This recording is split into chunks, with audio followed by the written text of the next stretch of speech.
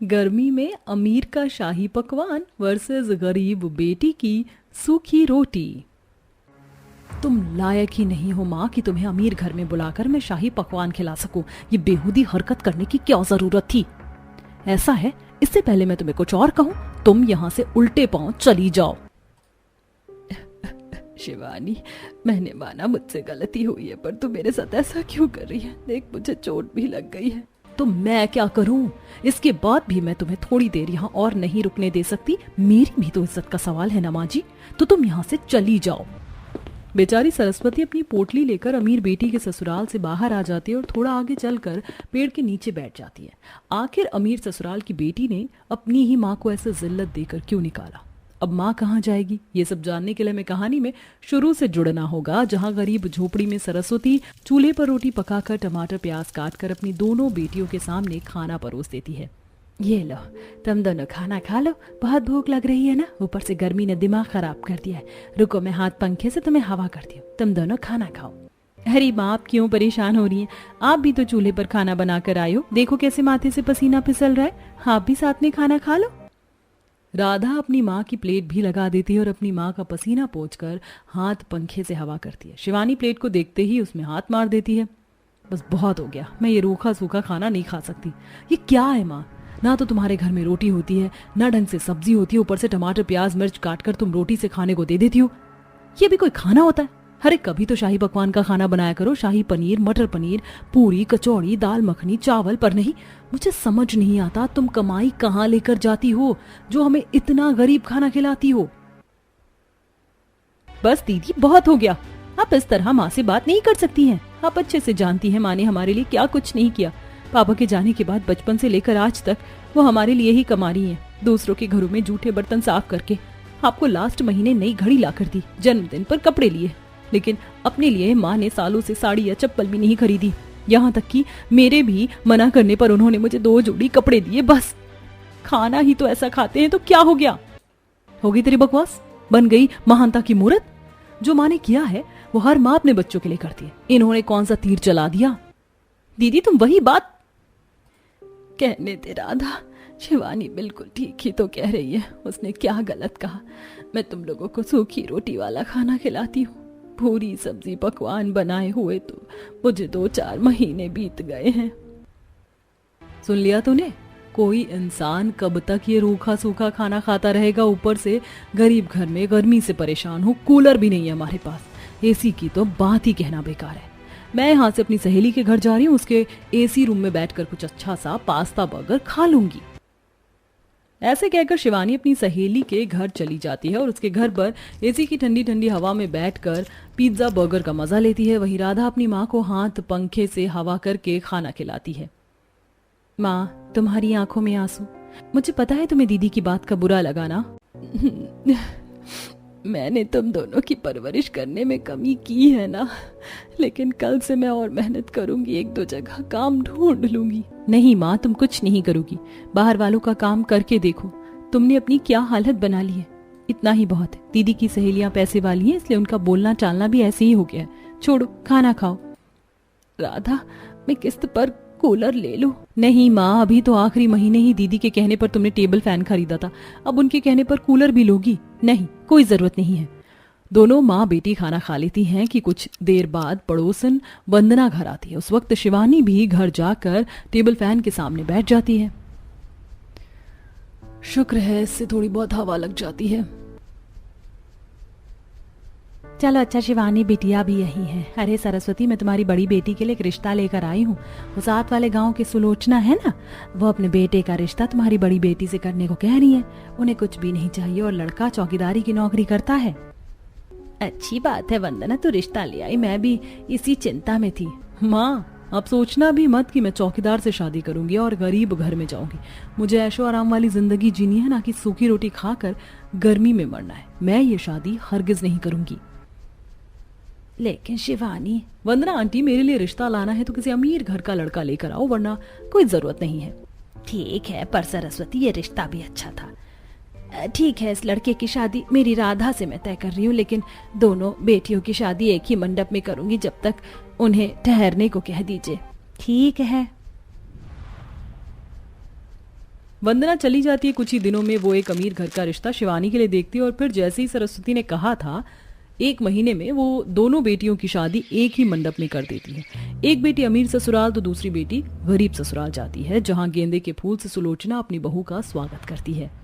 राधा बहू, इस छोटे से घर में तुम्हारा स्वागत है, तुम रह लोगी ना? माँ जी, मैं किसी 5 स्टार होटल से रहकर थोड़ी आ रही हूँ जो यहाँ नहीं रह पाऊंगी। ये मेरे जैसे ही घर है, आप निश्चिंत रहिए। राधा 3-4 दिनों में ही अपने ससुराल में एडजस्ट हो जाती है। हाँ, लेकिन गर्मी की तपन इतनी होती है कि रात में राधा का सोना मुश्किल हो जाता है। गर्मी के कारण मच्छर काटते हैं, दिन में चूल्हे का धुआं आंखों में लगता है, साथ ही खाना बनाते बनाते पसीने निकलते हैं। तब सास, अरे बहू, तुझे कितनी गर्मी लग रही है? तूने बहुत रोटी बना ली, अब थोड़ी देर पंखे के नीचे बैठ जा, मैं खाना बना लेती हूँ। नहीं माँ जी, रहने दीजिए, वो अभी आते ही होंगे, खाना खाकर सो जाएंगे। रात भर चौकीदारी की ड्यूटी जो करते हैं, फिर उन्हें दोबारा भी जाना होता है, मैं कर लूंगी। भगवान ऐसी समझदार गुनी बहू सबको दे। वहीं दूसरी तरफ अमीर बहू अपने अमीर ससुराल में चारों तरफ एसी की ठंडी हवा में रहती थी। घर में कोई काम नहीं करती थी। ठंडी ठंडी आइसक्रीम खाना, शाही पकवान खाना, कोल्ड ड्रिंक पीना। वहीं दूसरी तरफ सरस्वती अपने घर में अकेली पड़ जाती है और गर्मी में रहती है। तो एक दिन शिवानी को फोन करती है। शिवानी बेटा, कैसी है? कितना टाइम हो गया, शादी के बाद तू एक बार भी घर नहीं आई, अपनी माँ के पास रहने आ जा। तुम्हें पता है ना माँ, मैं अपने अमीर ससुराल में कितनी खुश हूँ। तुम्हारे गरीब घर में आकर क्या करूंगी? वहाँ इतनी गर्मी है, खाने पीने को कुछ होता नहीं है, सूखी रोटी थोड़ी खाऊंगी। ऐसा करो, तुम मेरे घर पर शाही पकवान खाने आ जाओ, मेरा घर भी देख लेना। अच्छा ठीक है बेटा। गरीब माँ अगले दिन पोटली में 2 जोड़ी कपड़े और कुछ पैसों से फल खरीदकर अमीर बेटी के ससुराल चली जाती। पैदल आने से उसके पैरों में बहुत मिट्टी होती। तभी शिवानी की सास सरस्वती को घर में नहीं आने देती, परंतु उसके पैर धुलवाकर घर में बुलाती है और अपने कमरे में चली जाती है। तब शिवानी, चलो अच्छा हुआ माँ तुम आ गई, देखो मेरा घर अच्छा है ना, इधर आ जाओ, डाइनिंग टेबल की तरफ मैंने खाना लगा रखा है, पर तुम जमीन पर बैठकर खाना। सरस्वती अपनी बेटी की बात का बुरा नहीं मानती। वहीं डाइनिंग टेबल पर बहुत सारे शाही पकवान रखे थे, रबड़ी, जलेबी, पूड़ी, कचौड़ी, चावल, शाही पनीर, मटर पनीर इत्यादि। पर ये सब वह चम्मच से ना खाकर हाथ से खाने लगती है। ये क्या माँ, तुम जानवरों की तरह खाना क्यों खा रही हो? शुक्र करो यहाँ पर मेरे पति और माँ जी नहीं है, तुम मेरी बेइज्जती कराने आई हो क्या? जल्दी से हाथ धो लो। अरे माफ कर दे, मैं अभी हाथ धोकर आती हूँ। सरस्वती हाथ धोने जा रही थी कि टाइल पर उसका पांव थोड़ा सा फिसल जाता है, जिससे उसके गंदे हाथ शिवानी की महंगी साड़ी पर लग जाते हैं और शिवानी गुस्से में उसे धक्का मारती है, जिससे उसके सिर पर चोट भी लग जाती है और अपने घर से अपनी माँ को बेइज्जत करके निकाल देती है। माँ, जब तुमने शुरू से ही सूखी रोटी खाई है तो ये शाही पकवान कहाँ से रास आएंगे? चली जाओ।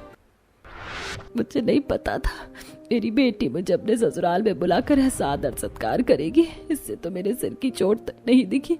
इज्जत तो बात की बात है, क्या करूं, कहाँ जाऊं? यहाँ से थोड़ी दूर राधा बिटिया का घर है, वहां जाऊं, लेकिन उसे ये सब बताऊंगी नहीं।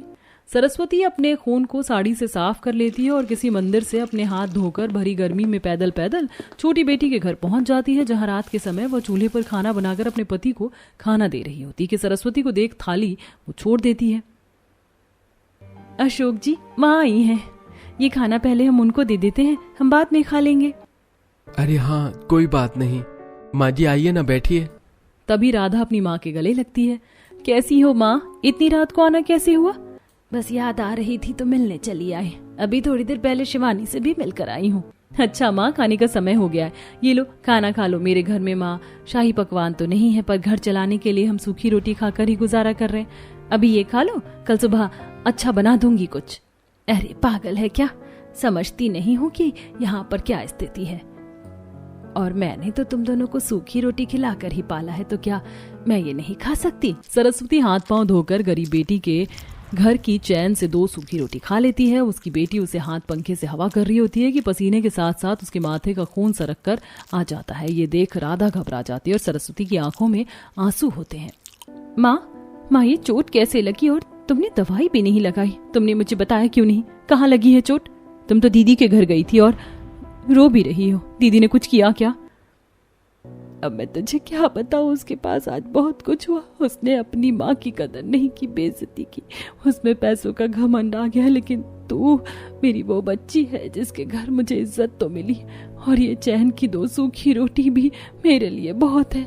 मैं जानती हूँ माँ, दीदी ने तुम्हारा आज फिर दिल दुखाया है, इसीलिए उनके पास जाने की तुम्हें कोई जरूरत नहीं है, तुम्हारे लिए मैं हूं ना। तभी राधा अपनी माँ की चोट पर सरसों हल्दी लगा देती है और अपने हाथ से खाना खिलाकर उसे आराम करवाती है। इस तरह आप देख सकते हैं कि गरीब बेटी ने अपना निवाला छोड़कर अपनी माँ को चैन की सूखी रोटी खिलाई, लेकिन वहीं अमीर बेटी ने शाही पकवान के जरिए अपनी ही माँ का अपमान कर उसे घर से निकाल दिया। माँ, आज तो रसोई में से बहुत अच्छी खुशबू आ रही है। अब क्या बना रही हो आज खाने में? मेरी गुड़िया रानी को कब से दम बिरयानी खानी थी ना, तो मैं वही बना रही हूँ। माँ, अब तो आपको यहाँ बिल्कुल भी गर्मी नहीं लगती है ना? मेरा आने वाला भाई बहुत खुश होगा ना? हाँ बेटा, वो भी बहुत खुश है। इस बर्फ की रसोई में तो गर्मी उड़न छू हो जाती है। मुझे ऐसा लगता है बर्फ की रसोई में नहीं बल्कि बर्फ की पहाड़ियों के बीच में आ गई हूँ। न पसीना आता है, न गर्मी से दाने निकलते और न गर्मी से चक्कर आते हैं। माँ, फिर तो आप मेरे लिए खीर भी बना सकती हो ना? मेरी मुन्नी को खीर खाना है? ठीक है, पहले मैं दम बिरयानी बना देती हूँ, फिर मैं तुम्हारे लिए खीर भी बनाऊंगी। जहाँ दुनिया भर में हर कोई अपनी ईंट पत्थर लकड़ी की रसोई मिट्टी की रसोई यहाँ तक कि कुछ अमीर लोग शीशे की रसोई में खाना बना रहे थे, तो वहीं संगीता अपनी बर्फ की रसोई में इस भयानक गर्मी में बिना पसीना बहाए और खुश होकर सबके लिए खाना बना रही थी।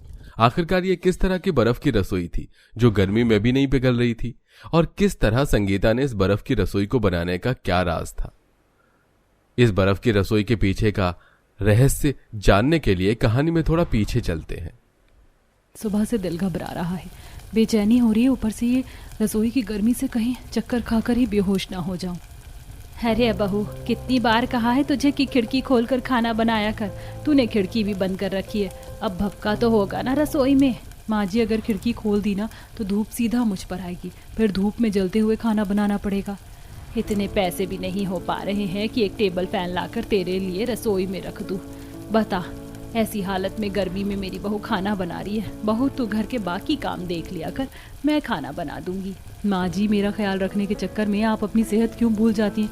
आपको याद नहीं कि आपको हाई ब्लड प्रेशर की प्रॉब्लम है? जरा भी गर्मी लगेगी तो आपका बीपी हाई हो जाता है। लेकिन बहू, तू भी तो पेट से है, जरा अपना तो देख।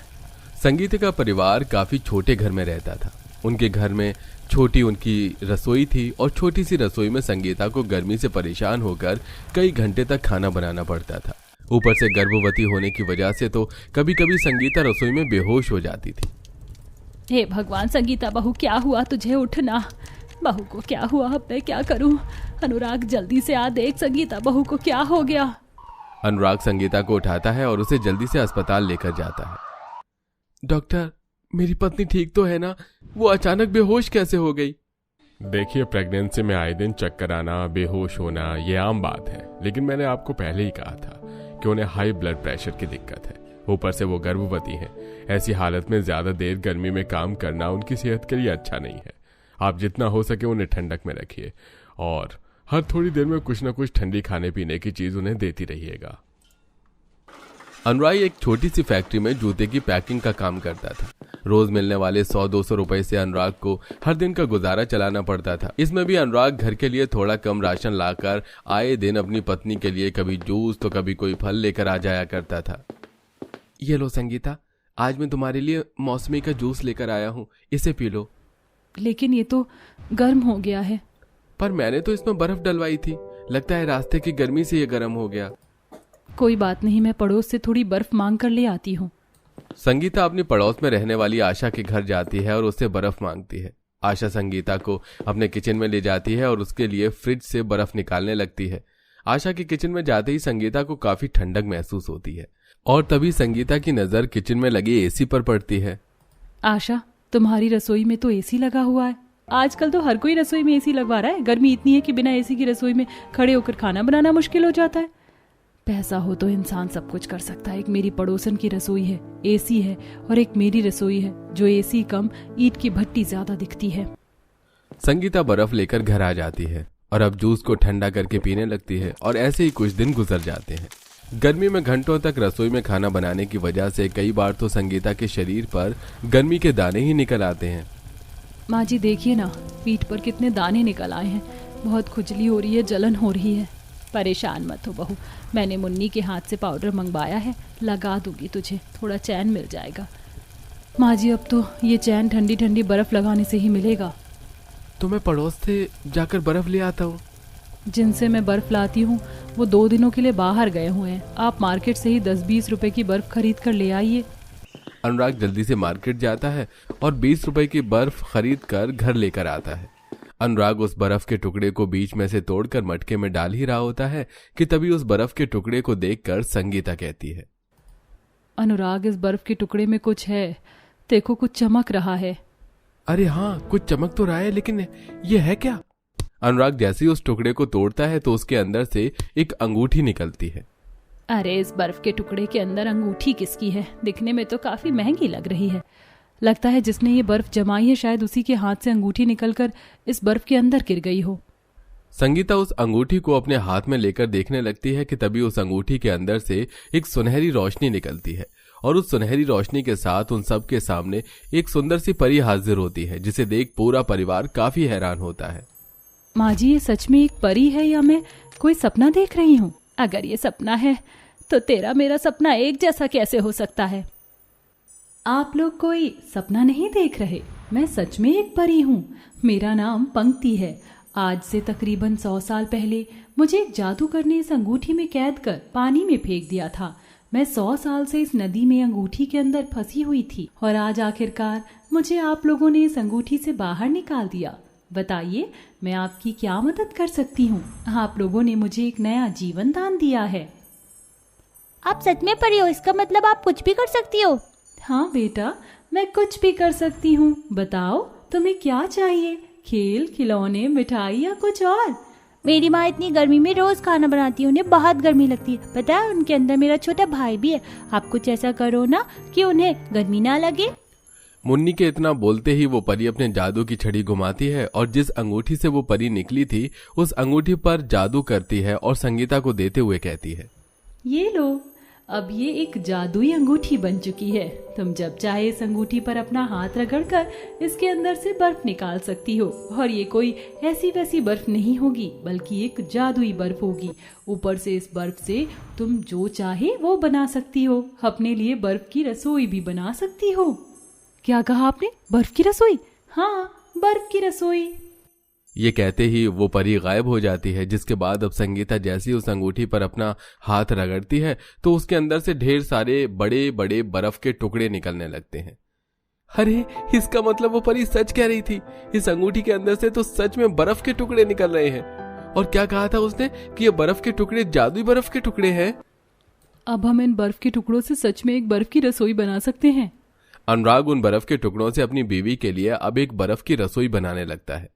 संगीता बार बार उस अंगूठी को रगड़ती है जिससे ढेर सारी बर्फ निकलती है और अनुराग उससे रसोई बनाता है। सभी लोग अनुराग की काफी मदद करते हैं और कुछ घंटे में बर्फ की रसोई बनकर तैयार हो जाती है। उस बर्फ की रसोई में आते ही संगीता को काफी ठंडक महसूस होने लगती है। ऐसा लग रहा है जैसे हम शिमला आ गए हों। चारों तरफ कितनी ज्यादा ठंडक है, कितना अच्छा लग रहा है। अब मेरी बहू आराम से खाना बना सकेगी और इसे कोई दिक्कत भी नहीं होगी। संगीता जल्दी से सबके लिए बर्फ की रसोई में खाना बनाती है। घंटे तक रसोई में रहने के बावजूद भी संगीता को ना ही गर्मी लगती है और ना ही बेचैनी होती है। साथ ही जादुई बर्फ के होने की वजह से गर्मी से वो बर्फ गल भी नहीं सकती थी। आपने तो बहुत अच्छी बिरयानी बनाई है। पहले उस रसोई की गर्मी की वजह से आप मेरे लिए बिरयानी नहीं बनाती थी ना, लेकिन अब तो आप रोज बना सकती हो। मैं तो हमेशा यही सोच सोच के परेशान होती थी कि जैसे तैसे तेरे महीने के दिन चढ़ेंगे, गर्मी में खाना कैसे बना पाएगी। लेकिन बहू, मैं बहुत खुश हूँ कि आखिरकार मेरी बहू को गर्मी से राहत मिल ही गई। ये तो माता रानी की कृपा है। वो तो खुद एक माँ है, तो कैसे किसी और माँ को तकलीफ में देख सकती हैं। अब संगीता उस जादुई अंगूठी की मदद से जब चाहे जादुई बर्फ निकालती और उस बर्फ से कभी सोने के लिए बिस्तर तो कभी कोई सामान बना देती और आखिरकार संगीता को इस चिलचिलाती गर्मी के मौसम में भपकती रसोई में खाना बनाने से छुटकारा मिल जाता है। और अब संगीता बिना गर्मी से परेशान हुए हंसी खुशी अपनी बर्फ की रसोई में खाना बनाती